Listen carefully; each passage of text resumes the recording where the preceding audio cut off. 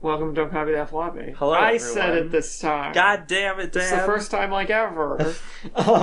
I'm your host, Dan. And I'm Lex. Now I'm the superior host.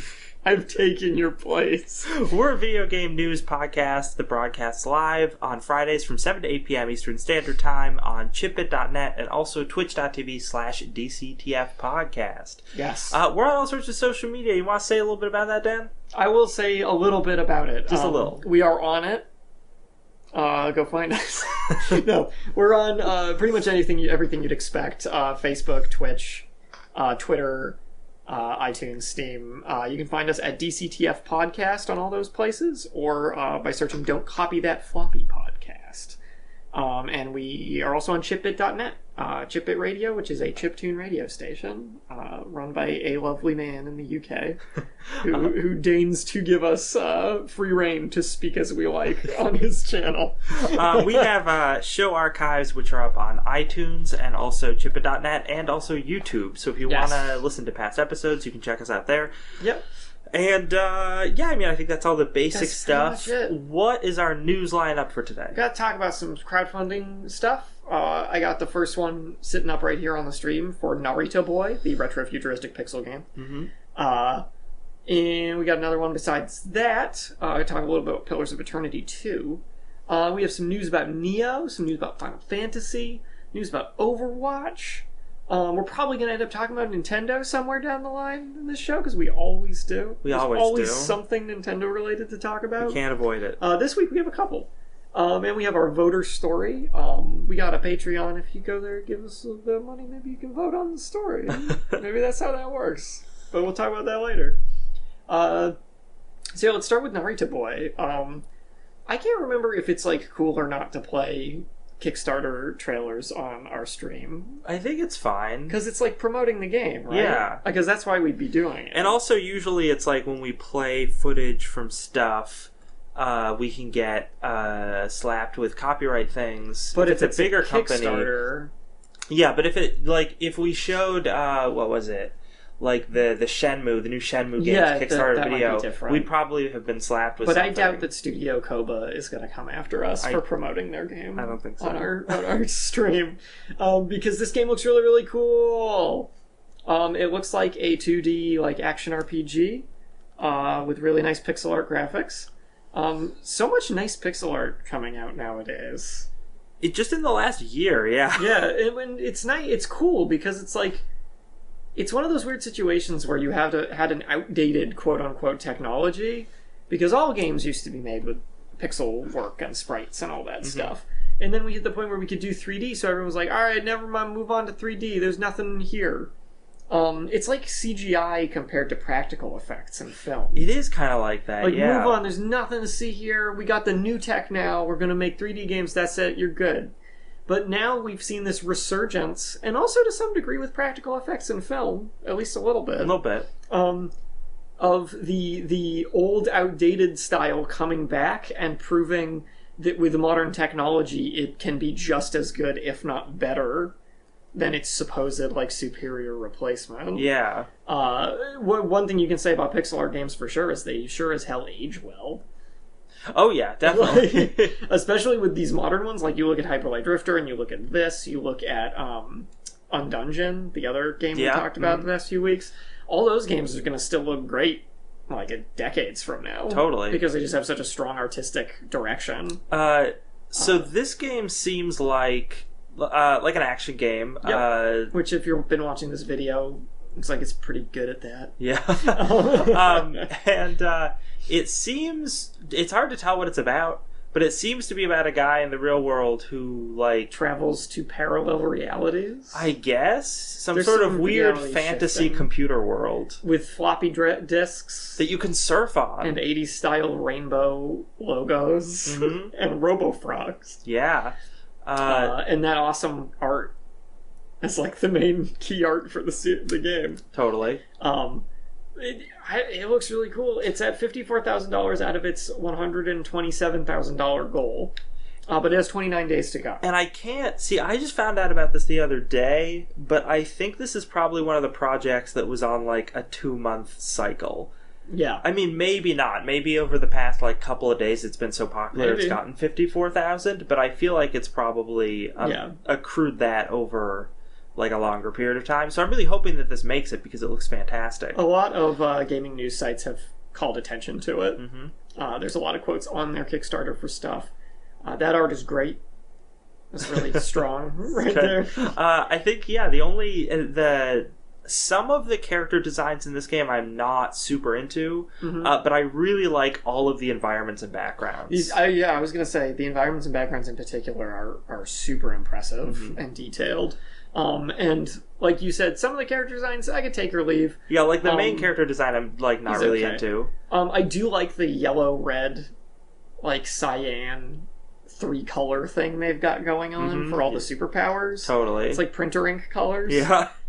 Which is really neat. The one thing we talked about before the show, actually, is that that's good. Both of us are a little put off by one thing about it, and that's that the enemies in particular, and I think it's mostly because of their color palette, but even some of their other design philosophy kind of going into them, seem very derivative of Hyper Light Drifter. Yeah, really derivative. I wanted to find a good picture of them, and here's one. Yeah, that was really convenient that when you were talking about that. a perfect example. It's the red on black pulsing energy, and I guess in Hyper Light it was more red, magenta, and black, but close enough. Yeah. It has a very, very close color palette, but also very, very close designs. Very pointy, zappy, electric, rough looking characters. Yeah, it seems a little derivative in that way. Yeah, even the way some of the effects are done is sort of Hyper Light Drifter-esque. And I don't know how much of that is a coincidence and how much of it is just that they were Hyper Light Drifter is great, so we should try and emulate that.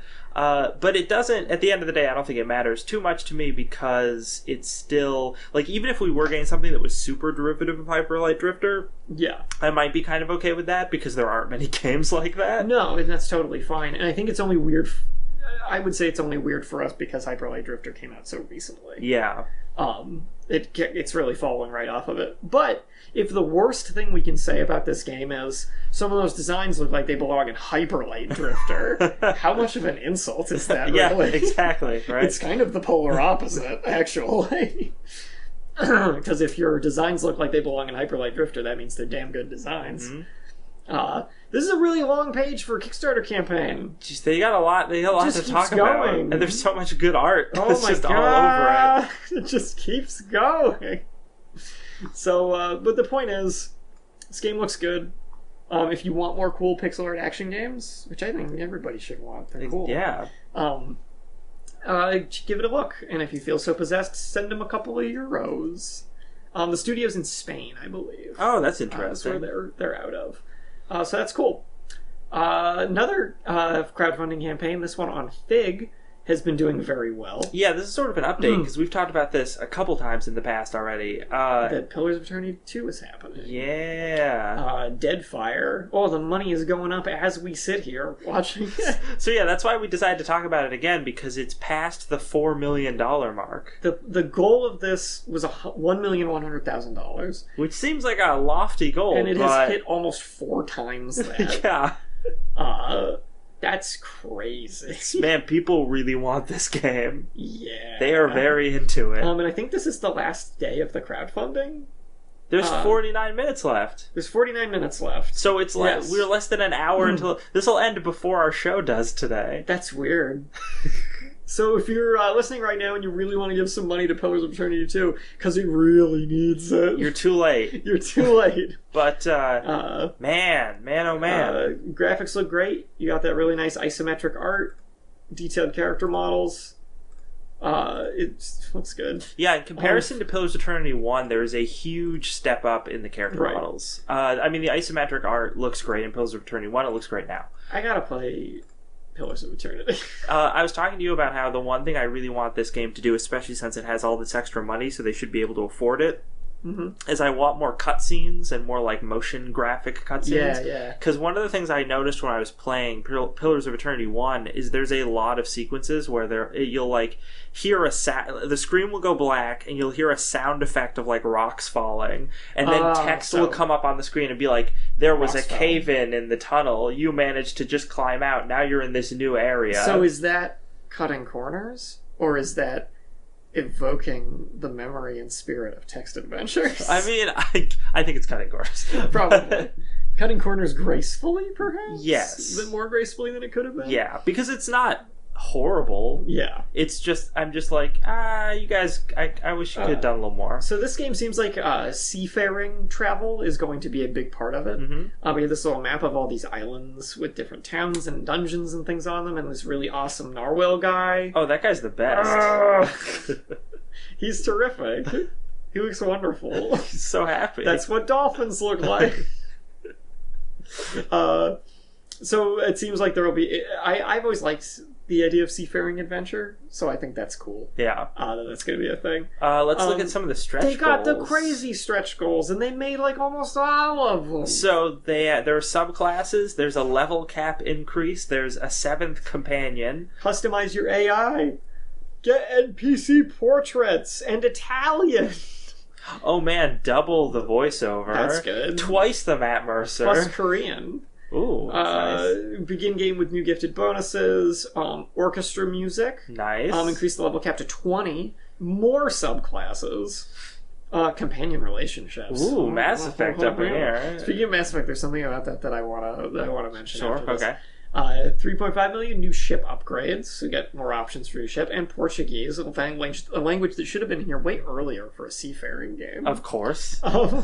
Uncharted Islands, so more stuff to explore. And simplified Chinese. 4 million new ship types to own and customize. 4.25, an intelligent weapon, so you can get a talking soulbound weapon. Oh. That's interesting. 4.5, if it manages to squeeze it out, you can hire and manage a crew for your ship.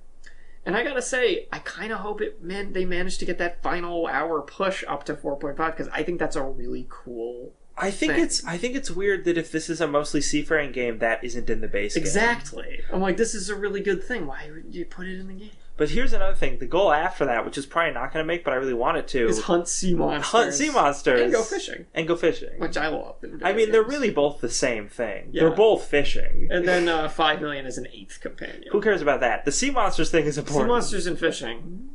That's what we want. I gotta donate to this before the show ends so that we can get a step closer to sea monsters.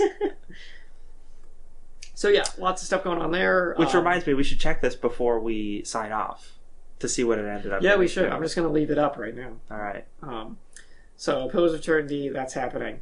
So before I talk about Nioh, I want to talk about, since we saw that there are companion relationships in Pillars of Eternity 2 now. Mass Effect Andromeda, I don't know if you saw this, there was a brief story because one of the lead writers for it or something, or the director, someone important working on Andromeda, tweeted out, because he was asked about the romance stuff. And basically, like, how many of the aliens can I have sex with, was basically the question posed to him, because that's the most important thing to know for Mass Effect. Totally. And his response was, you can have a relationship with all characters, like there's a lot, and all of the space sex is pretty good. And what I love about that is that he specifically used pretty good. It's not great. It's pretty good. It's pretty good. It's pretty good. That's delightful. Thank you, Mass Effect Andromeda. So Nioh has hit 1 million worldwide sales. Yeah, so the article from Gematsu. Yep, Gematsu, yeah. From today, the 24th. We heard that, Nioh, man, it made a lot of money. And this is especially impressive because it wasn't exactly a super hyped up title. Right. And it was only on one system. It's a new IP. Yeah. Only on PS4. And by a studio that is not traditionally known for putting out a lot of AAA high-selling games. So yeah, this kind of came out of left field, but good. It's good when a new IP that's actually a good game does well. Yeah. Like, No, it's always amazing when a new IP does Yeah. well because it gives companies the idea that maybe you should try some new stuff. Mix it up a little bit. I also like this because it puts pressure on From Software to deliver whenever they make their next Souls-like game. Because it probably won't be Dark Souls, because I'm pretty sure that's like done after the next DLC. Yeah. But they may put out another Bloodborne. I hope they don't. They don't need to. But they've still toyed with the idea of doing a science fiction style like Souls game. Oh, yeah. Regardless of what they do, I hope that this game lights fire under their ass and says, hey, you guys, other studios can make these kind of games and do a pretty good job and even do certain things better than your games do them. Maybe you should start improving things a little bit. You got not to say that Souls games are bad, but it's always good to have a reason to improve. Don't be like Telltale Games. You guys. Yes, exactly. That's a perfect example. Yeah. Don't be like Telltale Games. Improve yourselves. Innovate. The coolest thing I think about this sales number, though, is that they hit 1 million sales, and as thanks, they put out a special armor set you can download into the game. Nice. It's like Golden Samurai armor. It's good. Looks good. Looks great. And that's really weird, because game studios don't usually do stuff like that. They're just like, thanks for all the money. We're gonna go spend it now, bye. But they give us a little fun thing. Yeah. Like, that's cool. Nioh is also getting DLC starting in March. I shouldn't say that. It's getting DLC this year, 3 DLC packs.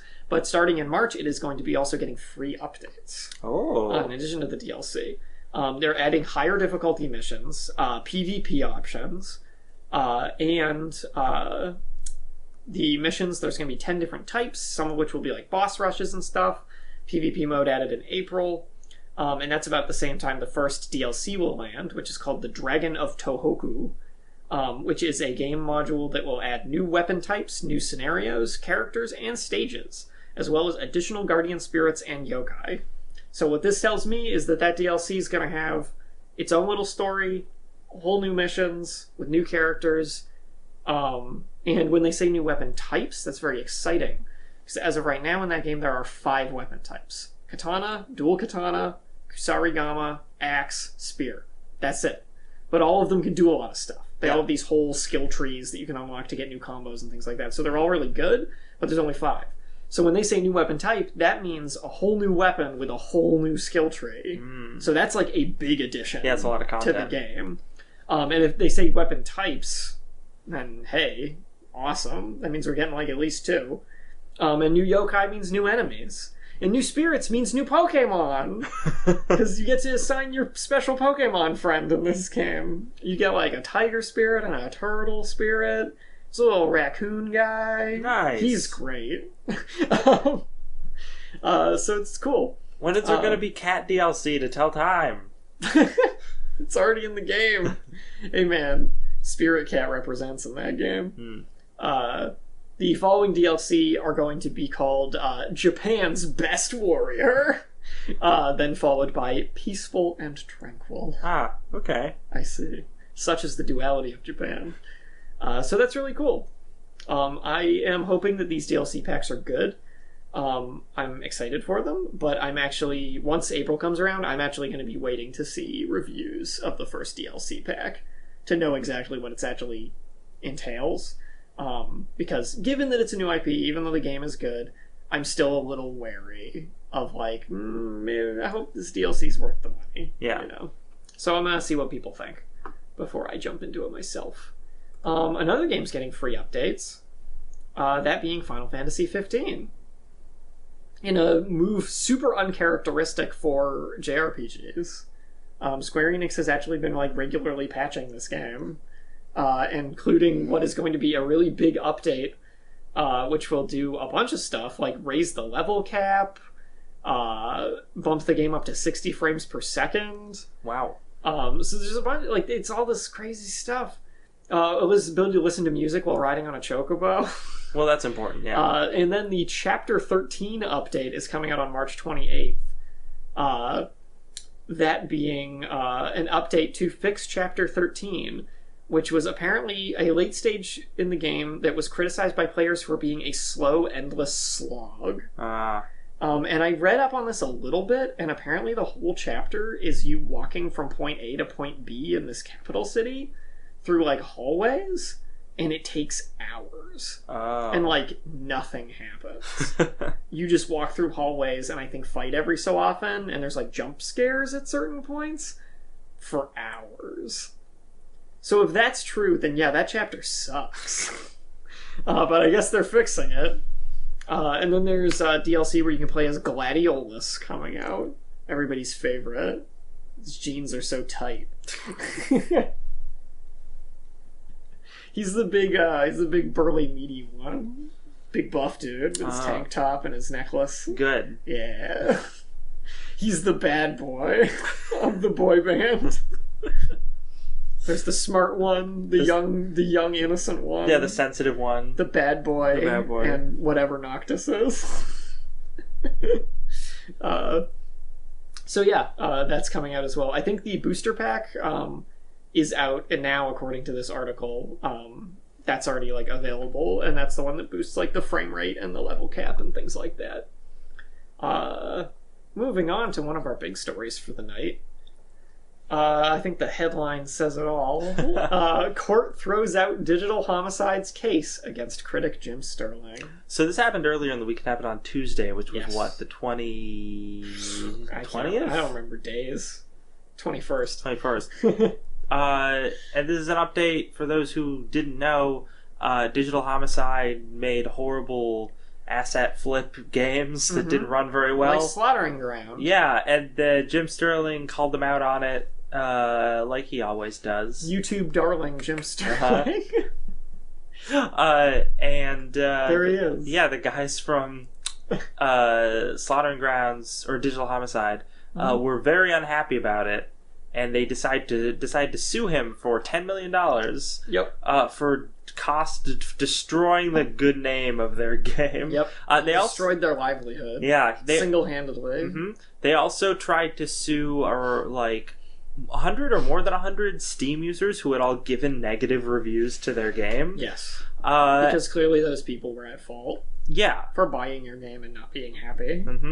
So they were kicked off of Steam by Valve because they sued all those. Because Valve was like, you can't do that. Yeah. So get out of here. And then the judge threw out their case for suing Steam users, and now they have also thrown out the case. The Jim Sterling case. And Jim Sterling talked about this, like, if he had to go to court, if he got a subpoena and had to go to court, he was going to do it.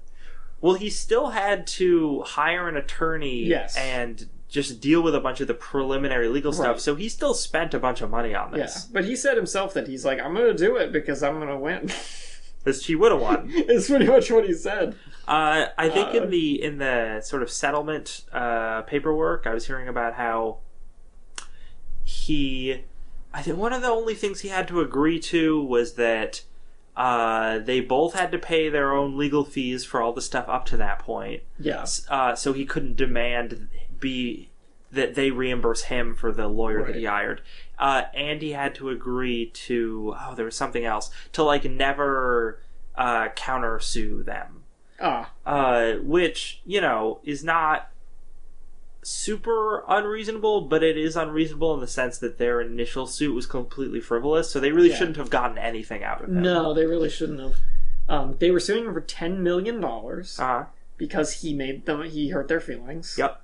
By saying that their terrible game was in fact terrible. And this, there's more to this, that this all turned into like this giant mess of childish bickering, basically, on their part, mostly.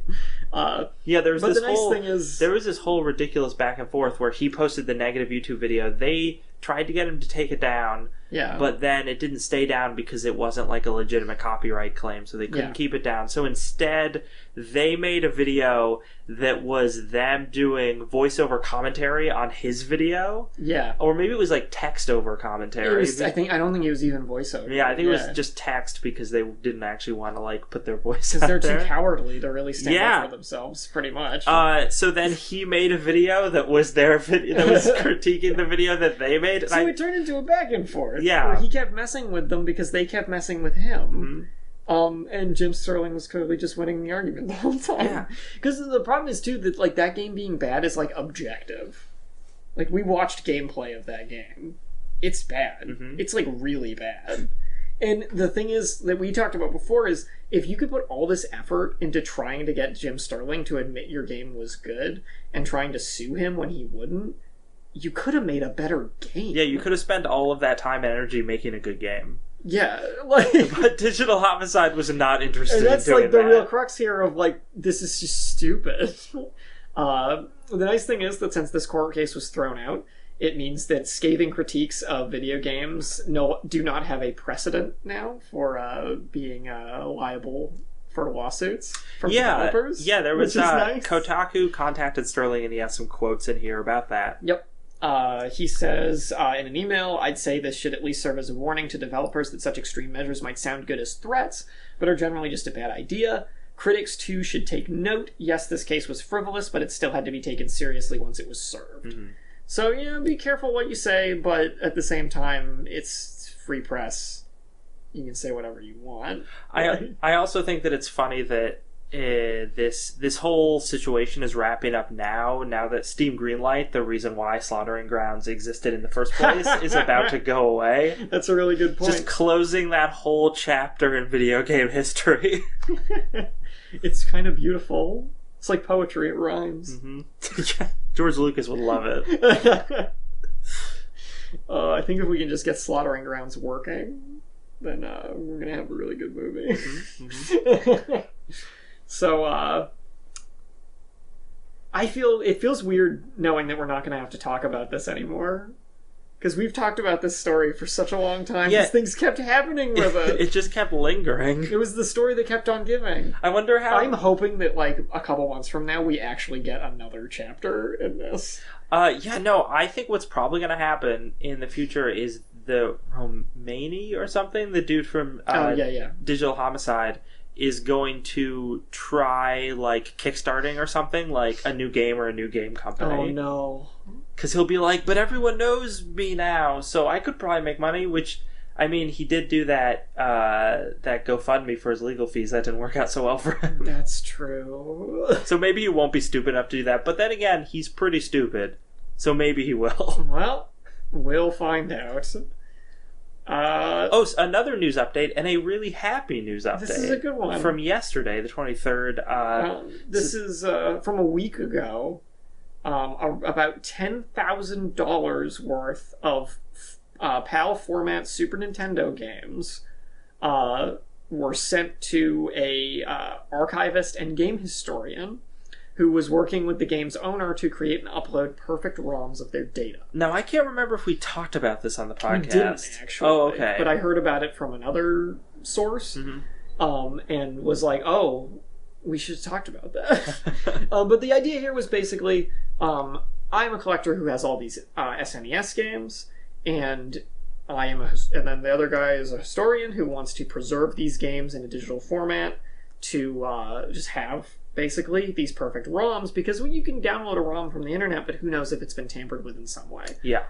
Edited, modded, however you want to. And depending on how obscure the game is, a ROM might not exist, and if that cartridge, deteriorates, you're never going to get one. Yeah. So the idea here was to catalog these games and have them available in their original state. Yeah. And the owner of the games mailed them to the historian who wanted to get the ROMs. Now, I know what you're thinking. These are SNES games, so you're probably assuming, Nintendo slapped them with a lawsuit. But that's not actually what happened. Oh, no. The parcel actually went missing between Frankfurt, Germany, and the home of the game historian in New Jersey. He received the mailing labels and an apology letter from the United States Postal Service. Good job, guys. They lost it, but at least they apologized for losing it. But he was convinced that it had been stolen. Yeah. Like right off the bat. He needed to replace the cartridges because he assumed he'd never see it again, but the story received a ton of media attention and all that stuff. And apparently the Consumer Affairs Department of the Postal Service began looking into the case, and as Bew, who's the historian, wrote, it wasn't until the story really started to take off on February 16th finally a manager took note of the case. And I mean that literally. He told me straight up the reason he was contacting me was because of the news articles he had encountered on this case. Earlier today being... The 23rd. The 23rd. So yesterday. The package was located in Atlanta, Georgia, at a mail recovery center, and successfully delivered. The guy wanted to make sure that everything was really over before he went public, and said, given all the constant ups and downs, I wanted to wait until the package was in hand before giving anyone any false hope. But there's pictures of all the games. Yep. Everything's there. It's all good. It didn't get stolen. It just got lost and looked really bad for a while. I like how it was lost in Atlanta, Georgia. Like, it went from Frankfurt, Germany, was supposed to go to New Jersey, and somehow ended up in Atlanta, Georgia. Listen, man, I work for the post office. Not that surprised. Not that surprised. Now, one of the things that the historian guy, one of the things he had done was he had set up a crowdfunding page to try and raise the $10,000 that these games were worth, so that he could repay the collector. Because he was like, I can't return these games to you because they're lost, so I need to... And he had garnered some money that way, and obviously after they were found, he was like, I will refund all this money to these people. Yep. Because he's a stand-up guy like that. But he does also have a Patreon that he's keeping up that is just to pay him to, like, do the historian work and stuff, which seems fair. So he's back on track to catalog all those games. It's gonna be great. Let's see if they get lost again getting back to Germany. Yeah. So, on the Overwatch public test realm, a new character is being teased. It's getting to be about that time, too, that they should be releasing a new character, so this makes sense. Really? Because it didn't feel like it's been that long since Sombra. Well, the game came out in May last year. Ana then released fully, I believe, at the beginning of July, end of June, and then 4 months later, Sombra came out in November. So we're looking at about 3 months on from that now. So a new character next month would be another 4 months separate. All right. So it works up. So it would be a 24th hero. Look at these pictures from the test realm. So this is one of the normal maps in the game, Numbani. That's like a payload map. And there's all these robots that got super messed up. They punched into a wall and ripped up and all that stuff. So the map has changed, and the bigger change beyond just these messed up robots is that the payload, which used to house the Gauntlet of Doomfist for transport, has been broken open, and the Gauntlet is missing. So presumably when this patch from this public test server goes live, this is just going to be what this map is now, which is kind of cool. There's more going on here, too, because Blizzard has showed this character, her, right here. This little girl, she's an 11-year-old girl from Numbani, which is a city in Africa in the game, named Effie Oladele, and she's a robotics prodigy. And they released a little, like, fake, obviously fake, it's written, like, from the perspective of real characters talking. But an interview with her talking about robotics and how, like, she really wants to build super cool things that are going to help people, like OR-15 robots. OR-15 robots are all the robots that are super destroyed in all these pictures.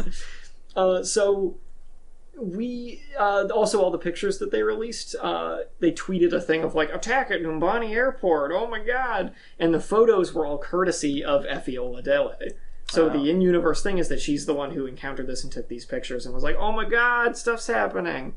So now we are in this weird place where we don't really know exactly what the next character is going to be. And that's partly because Jeff Kaplan, who's the game lead designer, has said, we know people really, really want Doomfist, but the next character might not be what you expect.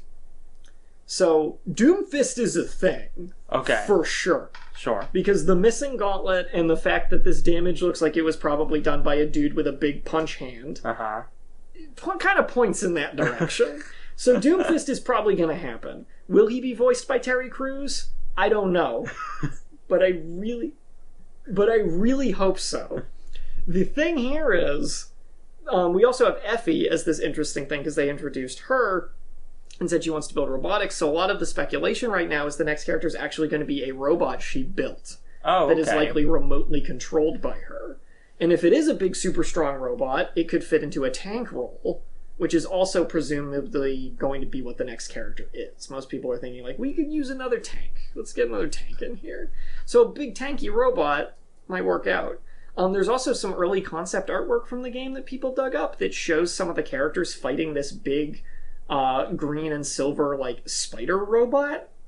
That some people are thinking, like, oh, maybe this has something to do with something. So there's a lot going on. Whether the next character is a robot controlled by Effie or Doomfist or something completely different. And maybe Effie is secretly a super terrorist. That's the who controls her super terror robots. Maybe she is Doomfist. Maybe she is Doomfist. Yeah. That'd be interesting. Because we do know based on Overwatch lore that Doomfist is a legacy villain. Oh. There have been 3 Doomfists already. And the commonalities, they all use the gauntlet. But I think all of them were from Africa as well. Okay. But we don't know anything else beyond that. So we shall see what happens here. But it's interesting. They're doing another thing like they did with Sombra, where they're just kind of like teasing stuff, although I'd say this one is much more to the point and interesting than Sombra's stuff was. Yeah. Because Sombra's was a bunch of like website, like ARM game, like annoying crap, or ARG game, like crap that never ended up going anywhere. It lasted for months and months and months until the character finally just came out. So this is cool. Hopefully we have a faster turnaround into getting the actual character. And get excited for a really great cutscene to introduce that character. Yeah! Well, there's rumors also right now that this character will probably be introduced in part in another animated short that will also involve Lucio nice. Giving a concert in Numbani. Because in the old Numbani map, I don't know if it's changed on the PTR, there are posters everywhere for an upcoming Lucio concert. Mm-hmm. So they're working it all in. Because just because he's fighting global terrorism doesn't mean he's going to give up his musician gig. Yeah, turn it up. Look at this team. We're gonna do great.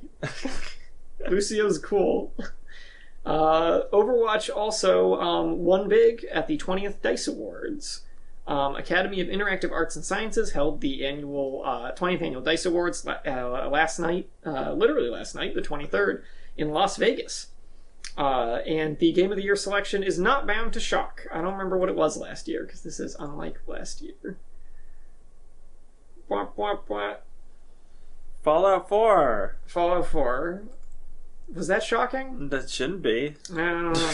It's Overwatch. So this isn't a huge shock. Uncharted 4 and Inside won a bunch of awards too. So it was like the Game Awards? Yeah. Except that unlike the Game Awards, it has mobile games and handheld games in separate category. Oh. Pay attention, Jeff. What an idea! And hilariously enough, Pokemon Go won Best Mobile Game and Pokemon Sun and Moon won Best Handheld Game. So that's kind of funny. Shocking. But that's cool too. You know what else is cool? Actual information about Death Stranding. But I didn't think we had any of that. But we do. We do? Straight from the horse's mouth. The horse being Hideo Kojima. Take that with a grain of salt, because even if Kojima's saying it, who knows? But the important question we've all been asking with Death Stranding is, what the hell is Death Stranding? Like, what do you do? Yeah. These trailers are awesome. What do you do? What's the game? What is it, though? But what is it, though? According to Kojima, it is an action game. Okay. An open-world game with a lot of freedom. Mm-hmm. You have a lot of freedom of choice to do what you want to do, and you can get in vehicles, and so on. If you are a fighter, there's plenty of opportunity for that. If you're not that type of player, there are other ways to play the game. I can't really say much more, but it's open world, it's an action game, and it's very intuitive to play. So it's a weird Metal Gear Solid 5. Kinda. But that might be okay. Yeah. Because Metal Gear Solid 5's problem was not in its gameplay. It was in its story presentation. Uh-huh. And cutscene presentation and all that. And, like, pacing. So, adding to that, he said that Kojima said the norm in action games is for players to face off against enemies with guns in single-player or competitive environments. They join in together with guns. Ha ha ha ha. He laughed when he talked. Guns are funny. It's almost always with guns to take down a stronger opponent. In this game, you can do that, but I wanted to go a little deeper beyond that with something that doesn't focus on a weapon like a gun, and that's what has a connection to the strand concept. There's Mads Mikkelsen. Again, this is something that we can't say a lot about, as far as also what it won't be like at the moment, but if you want to play the game standalone without an online component, that's fine. We do have an online component that's different, as there will be something different versus what most people expect from an online game. A lot of games have a campaign mode, and once you're done with that, you take it to the online. This game does not have that kind of structure. Kojima said that they're still running tests on the game, but have made it to a stage where we have the framework worked out. This year is all about hardcore production and development, so please look forward to the fruits of our labor further down the road. I'm assuming that that means either at E3 or at TGS or at the Game Awards, some upcoming event this year, we are going to get a hefty gameplay demonstration. That would be the next big thing. So he's very vague here, but at the same time, it does give us a lot to jump off of, knowing what MGS5 was. Yeah, we know what kind of developer he is. Exactly. Like the kind of stuff he can make because so we he has do made know in the past. This is going to be a Hideo Kojima game. Uh-huh. Probably with some things he learned while making MGS5 that will hopefully be improving on that formula as far as the core gameplay goes. Will this be a stealth action game like Metal Gear? Maybe. He said there's other ways to play the game. The Strand theme that he mentioned also is interesting and implies that perhaps there's going to be some sort of unique mechanic. Your character will utilize some sort of strand mechanic to perhaps control other characters or connect themselves to things. Yeah, based off the cutscenes, that seem to be what that's leaning towards. Which is interesting. Or maybe just mess with marine life. Maybe that's what it does. Yeah. And there's going to be an online component, but not a strictly multiplayer or separate from the single-player online component, which makes me think of like Souls games, how they're online, but you're still playing through the single-player of the game, but there's this weird online addition to it, where there's like co-op and PvP worked into that in interesting ways. So maybe we'll get something like that. And the message system also, where players can leave messages and you can read them in your game, and know what's going to sneak up on you. Yeah. So yeah. Cool to get a little more info, even if it's very mysterious. Square Enix has announced new projects, a new role-playing game project called Project Prelude Rune. Okay. I think this is I think this is interesting for one reason and one reason only. That being, because Square Enix has made really good RPGs in the past, so maybe this will be good. But beyond that, they also, with the Switch games, announced another JRPG project called Project Octopath Traveler, which was that like 2D parallax scrolling it looked like an old Final Fantasy game kind of, but with more like 3D environments. Okay. My wife has a question. Where's Kingdom Hearts 3? Kingdom Hearts 3 is never coming out. It's been canceled. Because they're making Kingdom Hearts 3, right? That's them. Supposedly. Supposedly they've been working on Kingdom Hearts 3 for 1,000,000 years. You can find, if you go to look at the Rosetta Stone, there's actually an inscription on there about how the development of Kingdom Hearts 3 is going. Yeah, it gets mentioned in Hammurabi's Code. I think Nostradamus said something about it at one point too. He had some input on one of the levels. And I remember Da Vinci writing about how long it had been since they first announced it. Yeah, there's like this Vitruvian man, Sora, like hanging out. But he's just got Goofy on his crotch. Doesn't need to improve of anything more than that. And there was the time that the United States went into a really risky conflict with Vietnam to recover some of the source code for the game that had gotten lost in the jungle. And that didn't turn out well for a lot of people, but I think ultimately it was worth it because maybe the game might be coming out soon. And who knows how long it would have been delayed if we hadn't done that. Oh yeah. So So anyway, this game. So we've seen this concept art before, actually, haven't we? No, this looks familiar to me. No, I know what you're thinking of. Uh-huh. You are thinking of Atlas's new JRPG project that was announced a couple months ago. Because that has similar concept art. It also has similar concept art of a dragon and a lady. Okay.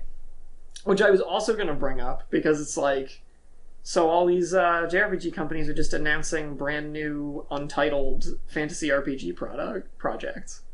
Like crazy right now. Yeah. And they're all announcing them very early. What? Like before they even have like a title. Was there a JRPG that... I mean, Final Fantasy 15, is that the reason why this is happening? Maybe. Because it just did so well that now a bunch of companies were like, oh, JRPGs, those will sell, let's do that. Maybe it has something to do with Persona 5 too. Because Persona 5 came out and they're like, oh, it's like a JRPG set in modern day. Oh, we're never going to do better than that. We better just make more fantasy games. It's like the opposite response. Like, why compete with Persona 5 when we could just make something different? Because Atlas has already cornered the market on stylish modern RPG style. Stylish style. Yeah. I said it. So what else do we know about this game, then? Not a whole lot. It's a working title. Project Prelude Rune. Game's final title, probably going to be Prelude Rune, Nocturnus in Birth. Because, Nocturnus in Birth. Bro, don't talk to me about Undernight in Birth EXE late. Greatest title of all time. It's so far around that it wraps around to being awesome again. Okay. That title. But Hideo Baba, who is the former producer of Bandai Namco's popular Tales series, the 16th entry of which came out last month, Tales of Berseria. He is president of the individual studio that is producing this for Square Enix. Okay. So he's a guy who's made RPGs. Aims to build a new RPG with a new fantasy unfolding across a vast land teeming with life. Nurtured by the earth, the many peoples of this land dare to dream, fighting for what is just, and this is their tale. So it's a fantasy JRPG. Yeah. It's in a whole new world that includes whole new, never-before seen content, like elf women touching dragons. Never seen that in a fantasy game. Yeah, we'll keep an eye out for it, I guess. It might be something. That looks cool, but it looks like Final Fantasy. Yeah. I don't know. We're probably being too pessimistic. Because how far to the side do you have to go before it stops being what it's supposed to be as a fantasy RPG? What's up? So, first of all, Tales games aren't very good anymore. They've slipped. So, I don't know how you feel about this dude. Yeah. But second, I think that game companies feel pressure to put out information of new games earlier and earlier because everybody else is doing that. That's true. Now they're like, we need to announce that we're doing something. And the time of open betas and things has also become a big deal. So I feel like they need to compete with all these other companies that are like, oh, we're making this game that's coming out in 3 years. Yeah. Get hyped. So like they do it too now. Yeah, that's a very fair point.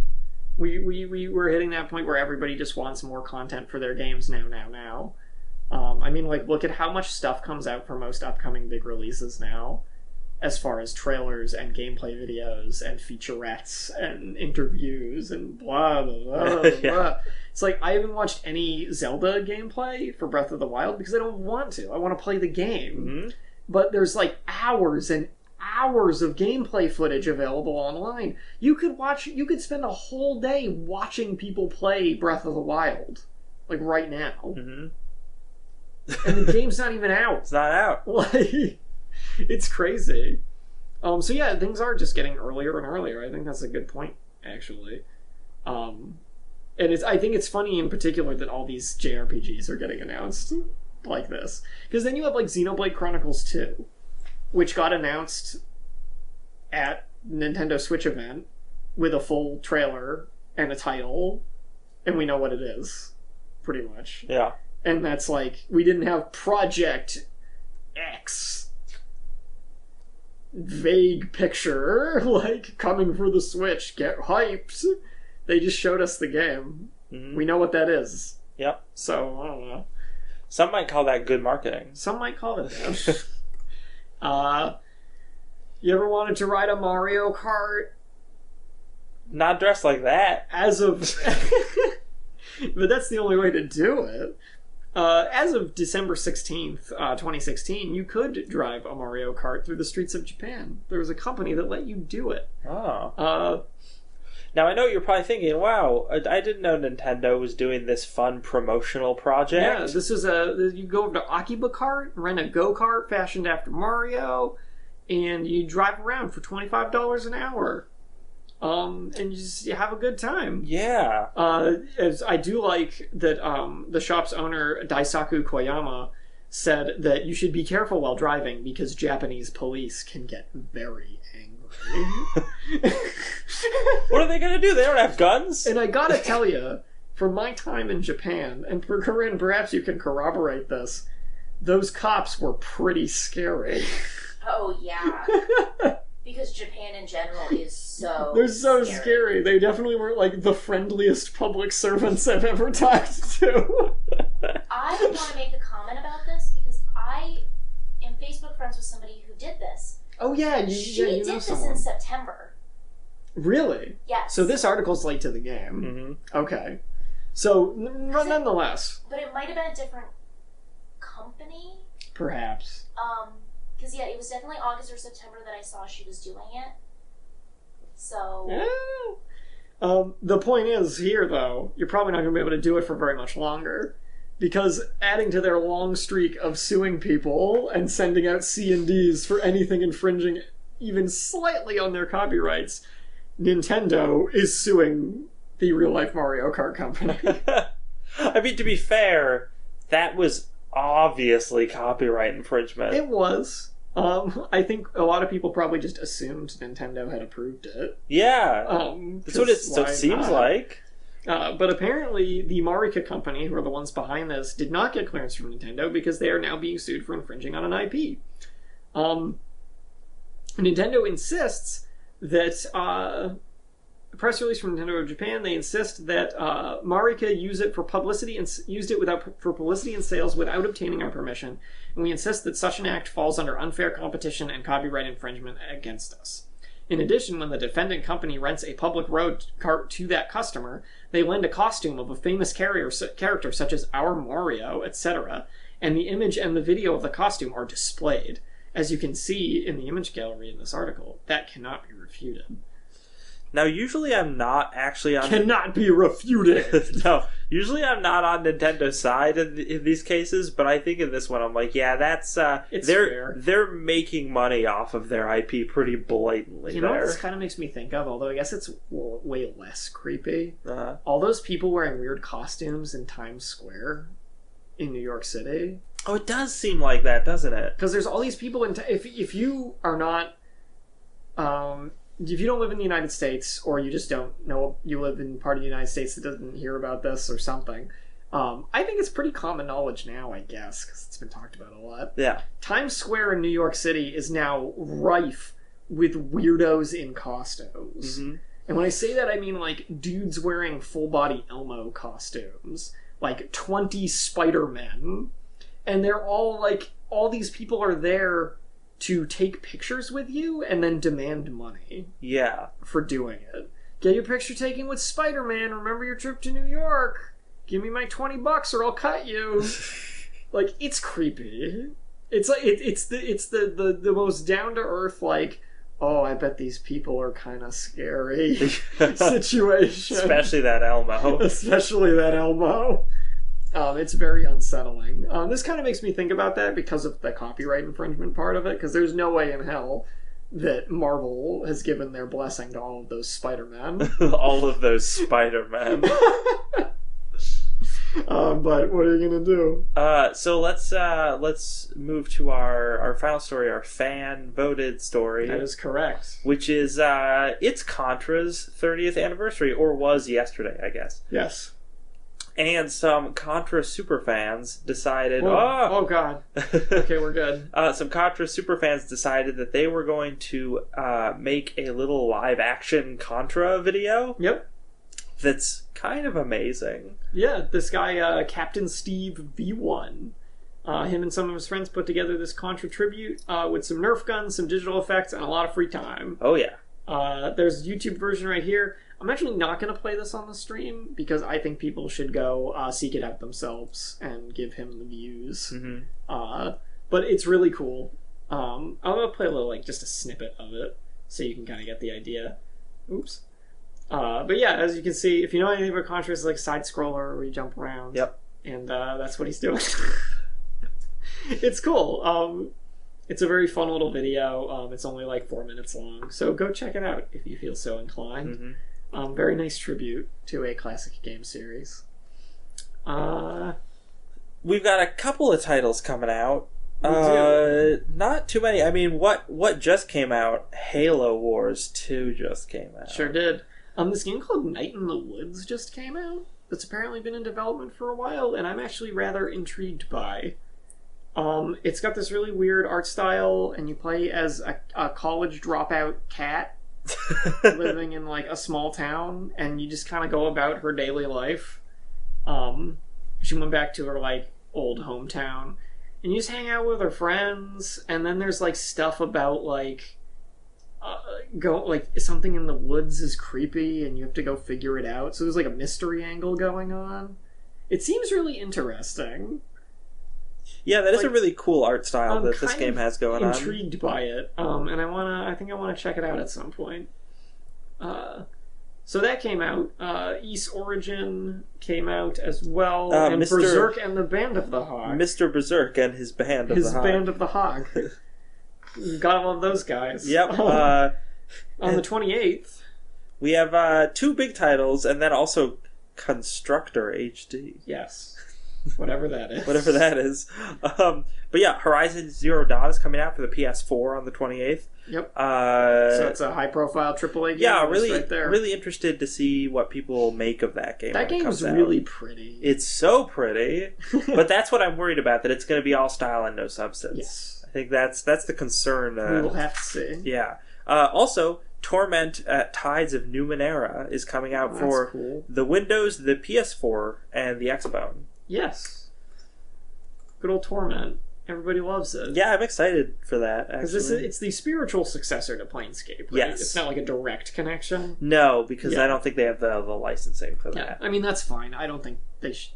I'm happier actually knowing that it's not directly connected to Planescape Torment. Uh-huh. Because Planescape Torment, it stands on its own. Yeah. And is fine that way. Totally. A direct continuation. You know what all the art for the new Torment game is like amazing. Yeah. But I still really wish they would do like a live action cover for the game like the original Planescape had. When they're like wrinkle face. Yeah. That'd be great.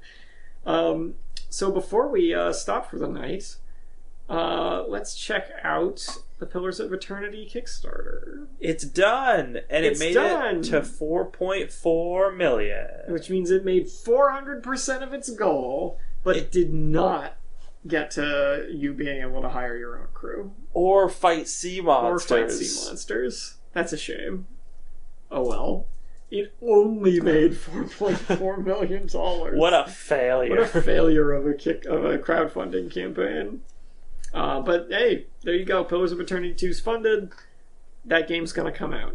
What's their projected date for it right now, actually? Oh, I don't remember. Q1 2018. Okay. That's not that bad, actually. No, it's not bad. So this has been Don't Copy That Floppy, weekly video game news podcasting with Lex and Dan. Yes, sirree. We can be found on all the different social media. If you search either DCF Podcast is our... DCTF. Oh, DCTF Podcast. Don't forget that. Don't forget the big T. Yeah, if you search that, that's our handle some places like Twitter. You can also just search Don't Copy That Floppy Podcast. Yeah. Like us, follow us, subscribe to us. Leave us an iTunes review. That would be great. And if you feel so inclined, check out our Patreon. And see if maybe you want to throw us a couple of buckaree-doos. We get to do more stuff when we have more money. That's how it works. That's how the world works. We're gonna be at PAX East in Boston on March 12th. Yes. And reporting on some stuff from there. And the reason why we're able to do that is because of the Patreon. Yeah, so thank you, Patreon backers. Yeah. It was very nice of you to send us to that place. Also, we've been streaming games, and we got a nice capture card also because of our Patreon. Yeah. So that's great too. Oh, we did. We have some Let's Plays on YouTube if you want to check those out. We have all of... Full play of Wonderful 101. Yeah, and now, I think starting this weekend, the playthrough of Knights of the Old Republic with is me going and my out. wife, Corinne, Yep. who chimed in a few times on this podcast. You heard her from the distance. In the distance. But she and I have been playing through KOTOR together. She's having a really good time. We just rescued Bastila. And we're trying to play that every Wednesday night around like 8:30ish for a couple hours. We're plugging away at it. Progress is being made. We gave the Wookiee a sword, which ended up being like the best decision. Obviously. Because man, he tears crap up. It's kind of unfair. Anything else we need to plug? I don't think so. I think we're good. Yeah. That about covers it. Thanks for listening and or watching and listening. Yes, all of that. We will be back next week at 7 p.m. talking about whatever the hell happened that week for games. Who knows? I don't know. Hollow Knight came out today. It's not on these game releases. Hollow Knight was a Metroidvania game that got kickstarted like early last year or something like that. Yeah. And that released today, and it looks really great. It's on Steam. It's like $15. Get it. Cool. It looks like it's worth the money. So check that out too. And until next week, remember, don't copy that floppy.